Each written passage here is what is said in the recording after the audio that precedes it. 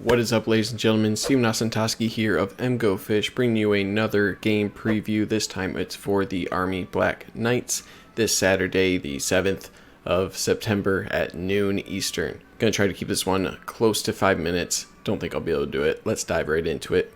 For coaching, it's year 6 under Jeff Monken, coming off of 3 straight winning seasons. He went 11-2 last year, obliterating Houston in their bowl game 70-14. They also gave Oklahoma a hell of a scare last year, ultimately losing in overtime.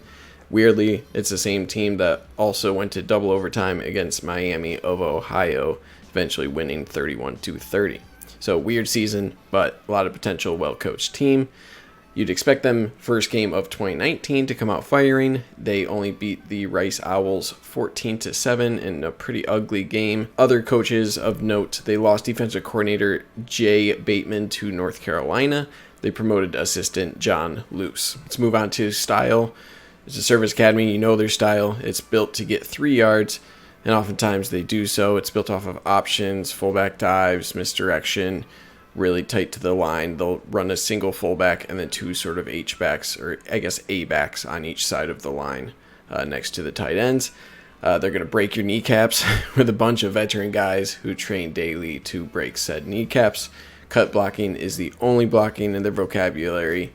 If they do pass, it's going to be a screen, play action killers, or some weird trick play or desperate passing down situations. Monken has adopted the philosophy of always going for it on 4th and short. He was a staggering 21 for 23 on 4th and 1 or better scenarios. It's insane. The defense uses the style called 404 tight defense. It utilizes 2 defensive ends in 4 technique, as well as a nose guard in the 0 technique with a weak side linebacker directly behind the defensive tackle. Everyone else is of some sort of safety slash cornerback slash linebacker, space backer hybrid. Their whole philosophy is to give a bunch of different looks to the offense, keep it creative, send pressure from different areas. With the offense eating up time, it doesn't allow the opposing team offense to get used to the different looks that Army is throwing at them on the defensive side. Okay, key players. Number 1 is their senior quarterback, Kelvin Hopkins, essentially just a running back, but a legit running back who could probably play at a lot of schools and start as their halfback.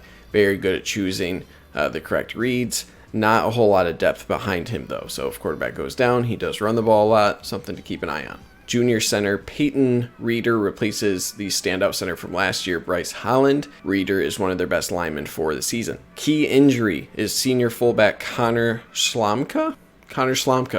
Missed the Rice game. It's questionable for Michigan. That's a pretty big loss for them. He was their primary ball carrier and blocker. Backup is Sandon McCoy, isn't on the same level of Slomka, so if he is out, that's going to be good for Michigan, obviously bad for Army. On defense, they did lose all 3 of their defensive line, as well as their weak side linebacker.